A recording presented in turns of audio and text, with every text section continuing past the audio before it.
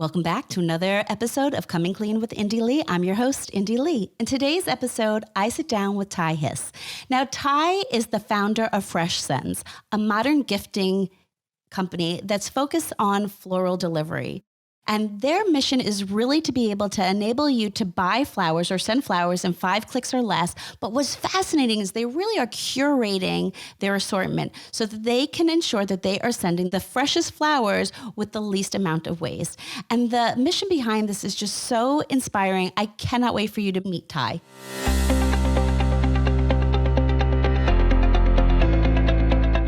Hello, everybody. And we're back with Ty. I really am looking forward to digging into this. I don't think anybody knows this. When I was younger, I wanted to be a florist. True story.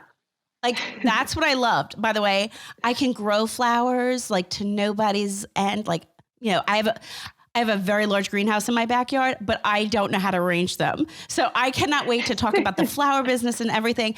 And I also noticed that you're from CU Boulder.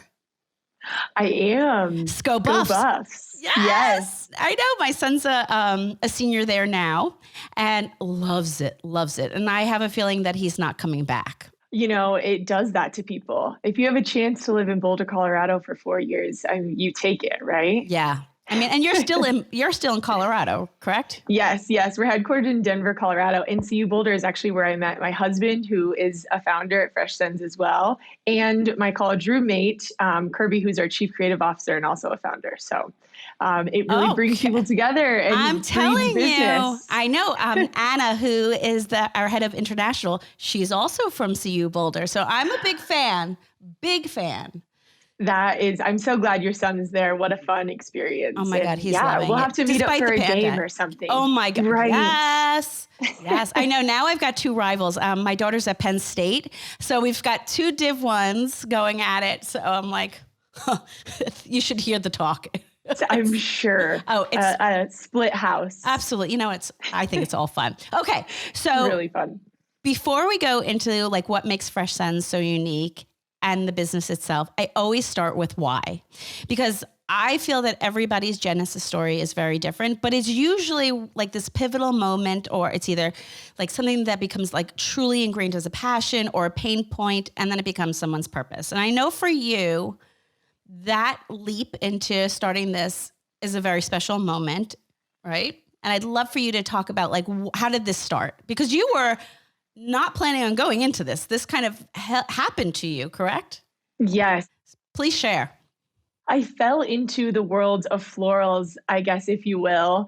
I was a senior at CU Boulder. My sister was getting married, and I studied advertising in school. I was and am pretty particular about the way that I think things should look, and love product and love the way something's presented. So I was obviously probably I was too opinionated when it came to her wedding. And so when it came to florals, I was like, this is what it should be.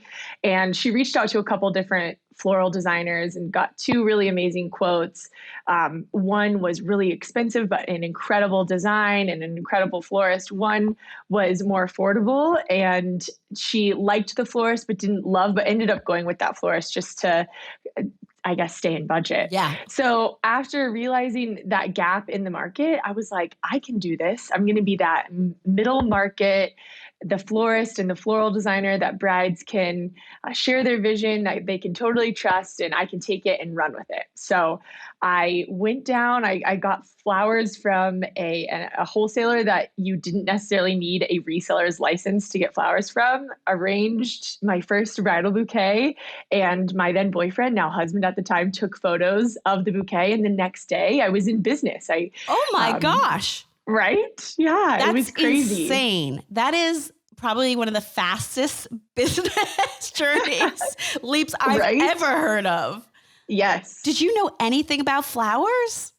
I knew nothing. I knew that I loved flowers. I knew that I loved the way like having fresh flowers around, and the way that it made an impact on someone's wedding day. I loved that.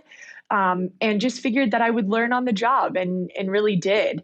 It obviously I was very afraid. I was even afraid to walk into the wholesaler to pick out product the full time. Totally felt like I knew I had no idea what I was doing, but was totally faking it. And I was like, I think this lavender will go with this darker purple, and just whipped it up. And that was the start, and was really amazing. I booked out, I think, 7 weddings for that first summer. Oh I took a my job gosh. at a startup right out of college that ended up failing, but that job, because I didn't have a full time job anymore, it was the perfect leap into working on my own and for myself. And then that was really when people started asking me, "Hey, will you do deliveries? It's my girlfriend's birthday or my parents' anniversary." And initially, I wasn't interested at all. I was all about floral design, but after doing some more research about the floral delivery industry and just how dated and stale it was, Mhm. it piqued my interest. And then I actually saw someone who received a really cute arrangement, but the note was on a 2x1 business card size card, and the messaging was in all caps, italics, and paisley border on the outside. And I thought, why isn't the card says something that you would actually text your best friend or your mom, like, got it from my mama, or don't stop, get it. And that was the idea of cards and flowers. And that was the birth of Fresh Sends. I guess 1.0, I was just delivering around the greater Denver area for a bit. And I was only able to make 5 deliveries a day, which was funny. And then really just started brainstorming about how to make Fresh Sends more of a business on its own, the mission and the heart behind sending someone a gift, and meeting someone at a moment in their life where it's either one of the best moments, a new baby, a new job promotion, maybe they bought a house, and maybe some of the hardest moments in their life, our product gets to meet people at, which is really special. And we take it seriously. And that really is the heart and the mission behind the company, of helping people feel seen, known, and loved through modern gifting. I love that. I love that because you're right. You become a part of that special moment, whether it's something really exciting and happy or whether it's not. That gift will change the way that person feels at that moment and also the connection they have with the person who's sending it. Totally. Totally. Yeah. And that's really the thought behind Fresh Sends, and why we only offer one type of arrangement, and how we focus a lot on the gifting experience of the moment that you open up the box, that it's a photo worthy moment. It's a shareable moment, but really makes you feel special and hopefully encouraged and uplifted in whatever you're walking through. Well, listen, as someone who has received, I completely agree. Now, what I did when I was doing some research, and what I think also sets you apart, is exactly what you said. You're really offering one bouquet, but the reasoning was something that really called to me because the industry, as you were saying, is very outdated. And I read that the average brick and mortar florist is tossing up to 40% of their stock with new Mm, online floral models deliveries, like the way they're able to cut down the waste significantly. But when you're curating, you know exactly the stock you're going to need, cutting down on waste, cutting down on carbon footprint, the sure. whole Yes. thing. And then there's the shipping lead times and trying to understand, because I also read the statistic in CNN, like 40, the value of a flower decreases, what was it? I had it written down like 15% on every day or something. So like Yes. you really focus on turning this upside down. I'd love for you to talk about that because obviously for me, sustainability, stewardship of the earth is something that's important, and Yeah. cutting waste. And I had no idea. And it makes sense that there's so much waste in the floral business because you have to have so much inventory when you're creating hundreds of different looks. But you're Totally. changing that. Yeah, and you're exactly right. In a traditional floral model, you might need to have something on hand for 8 different arrangements or 16 different arrangements if you're offering a Serenity bouquet that's all white, or the Harvest bouquet that has sunflowers, and that makes the buying process really tricky, especially because flowers are so seasonal. And if you don't understand the industry all that well, it might be hard to understand that you can't always get your hands on a product that your mom loves or that your sister loves. So that's what we're really selling, is the sentiment behind the gesture, that trust us with the flowers, we always guarantee a beautiful, fresh arrangement. but we don't always guarantee color palette or stem varieties, which makes it really great for us because we're able to just purchase flowers that are really beautiful, they're in season, and we're able to do our best to try to forecast out how many orders we might receive in a given week.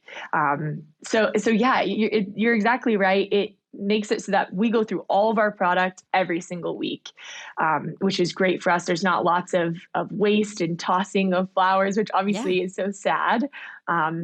We'll occasionally have a couple roses at the end of the week that our local just business people will come by and be like, can I snag these roses? We're like, absolutely, take them. They're not going in the trash. So I love that. I love that. I've read that there's this new group. It's a nonprofit that actually takes that waste and now brings them to hospitals and hospices, which I thought was just another fantastic idea because so often, it's the same thing with, restaurants and waste and, obviously feeding the starving.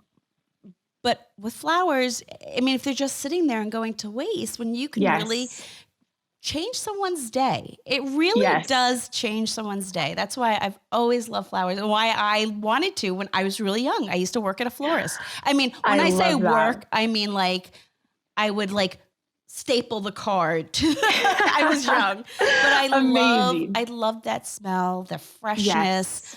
But I truly do appreciate that you're saying, no, leave it to us. We know what we're doing.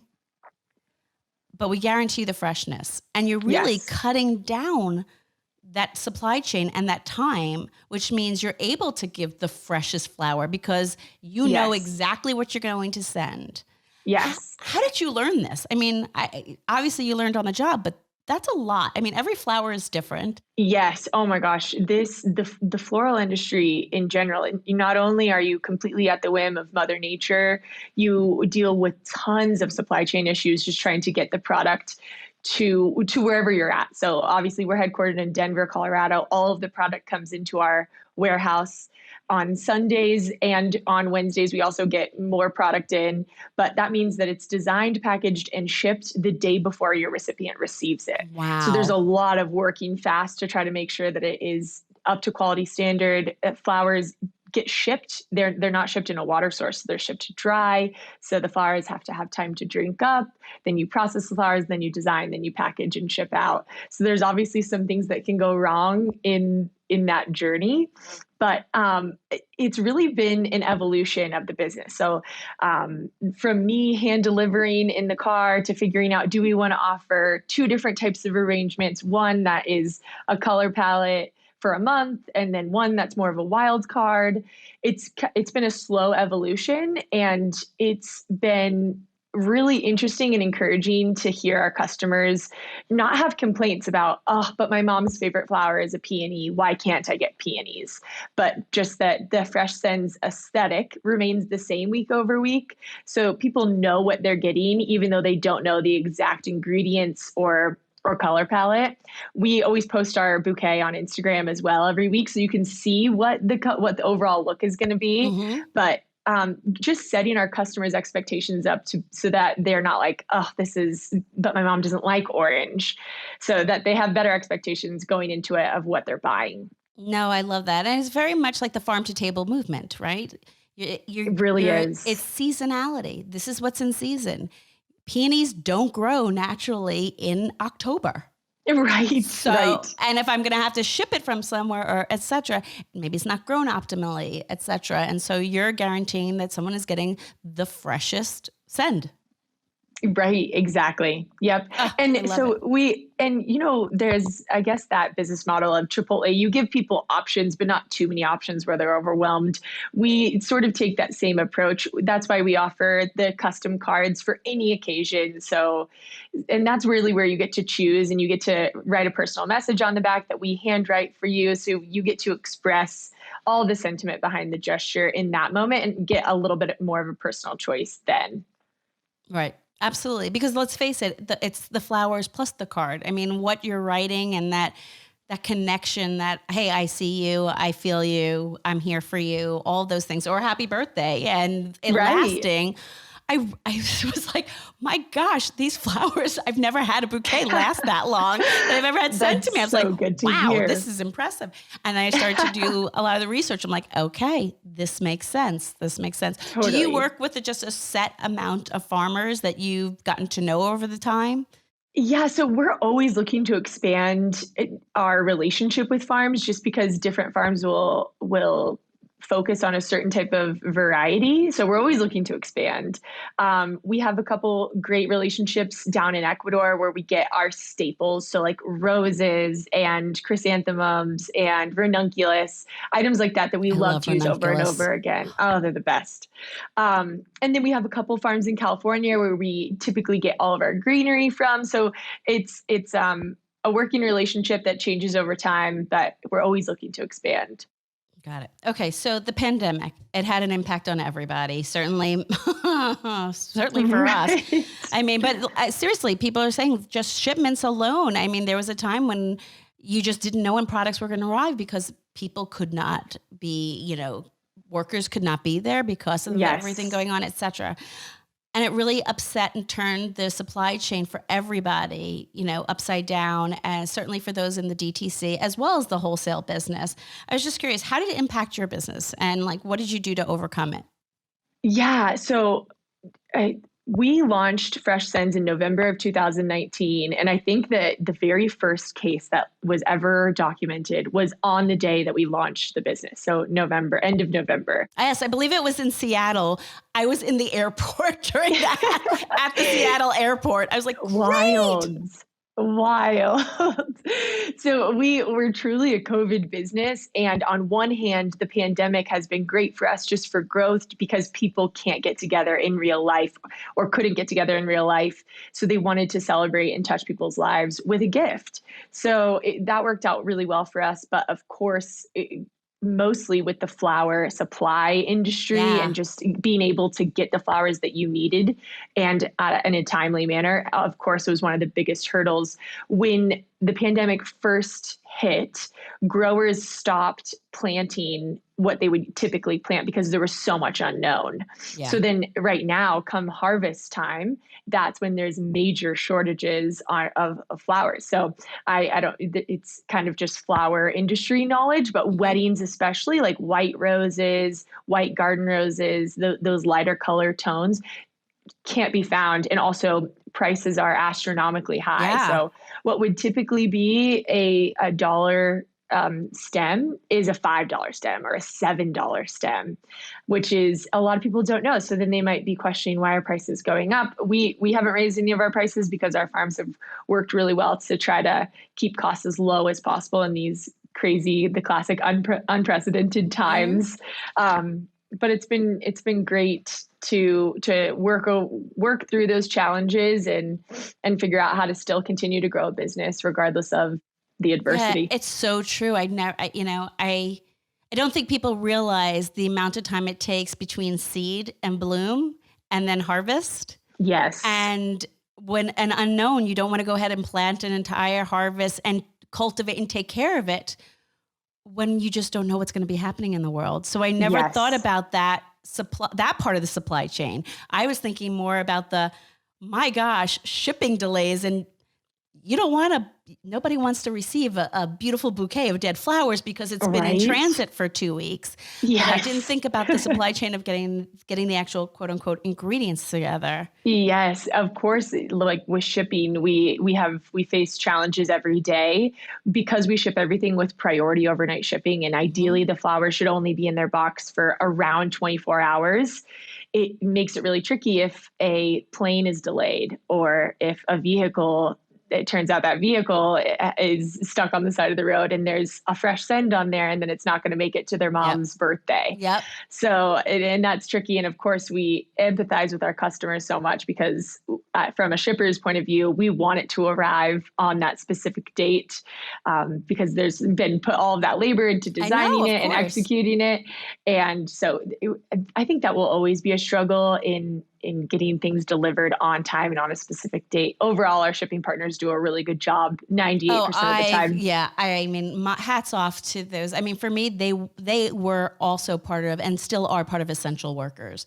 Right. They have been keeping the world going. When we couldn't go to things, they brought it to us. Yes. And did a lot of risk to their own health to do it. But Yeah. sometimes when you get consumers, I also know they're like, but they want what they want when they want it. And you're like, Right.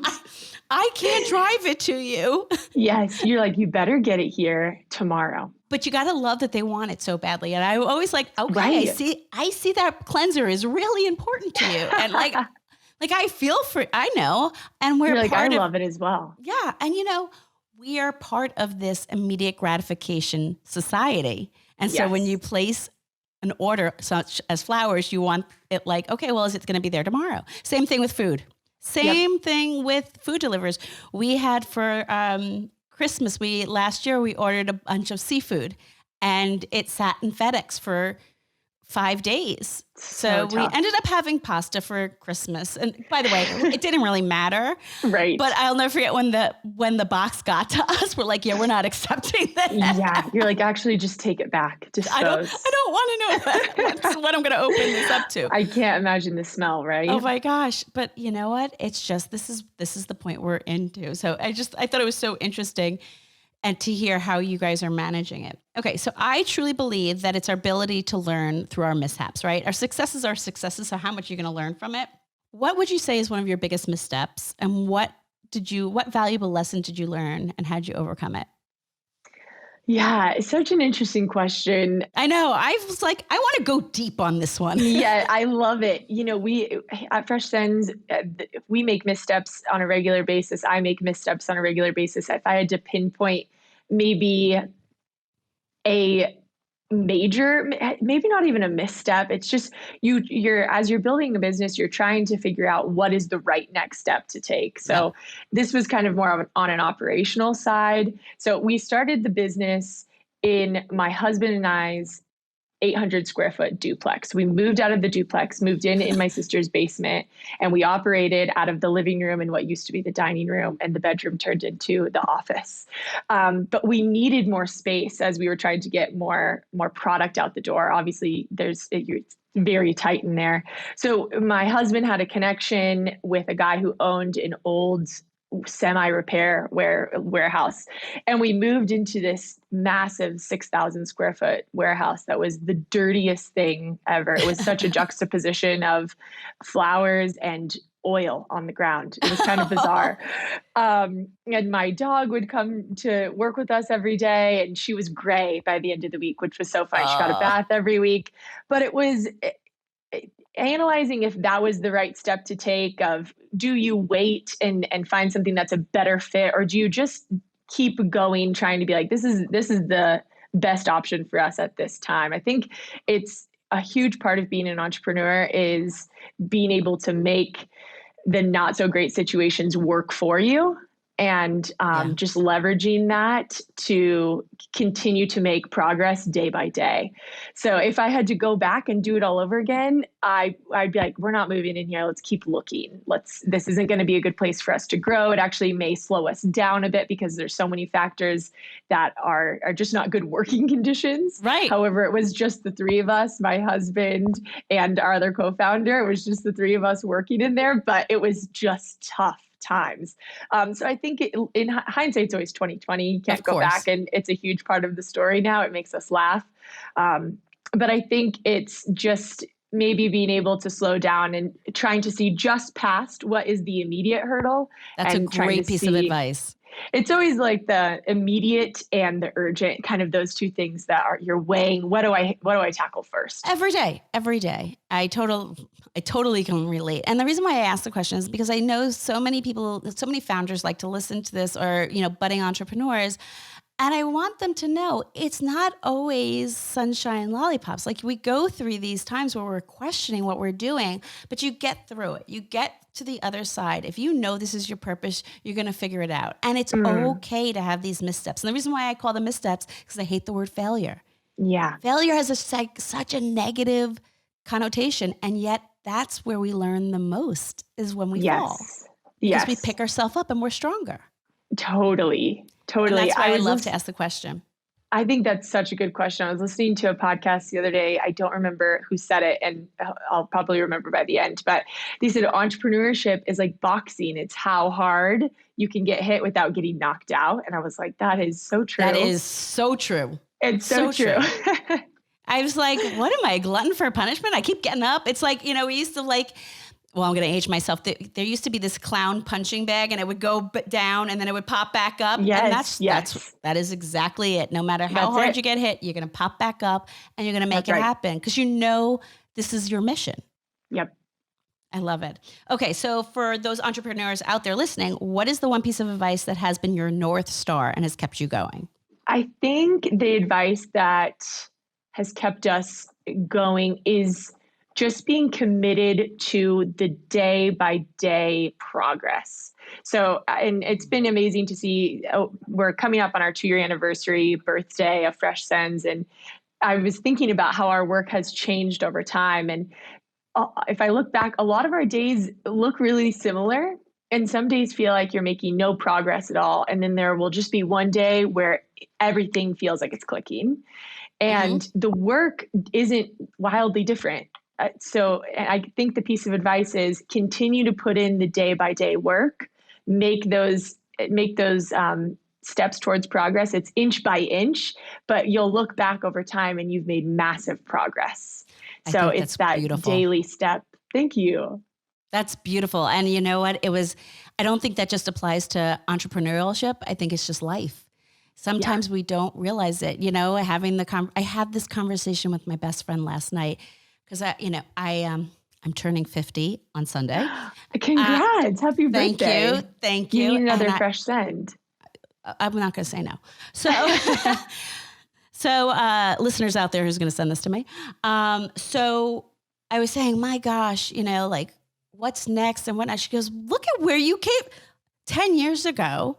When you hit 40, you had just survived surgery. You were starting this company, and now look at you. And you don't see it.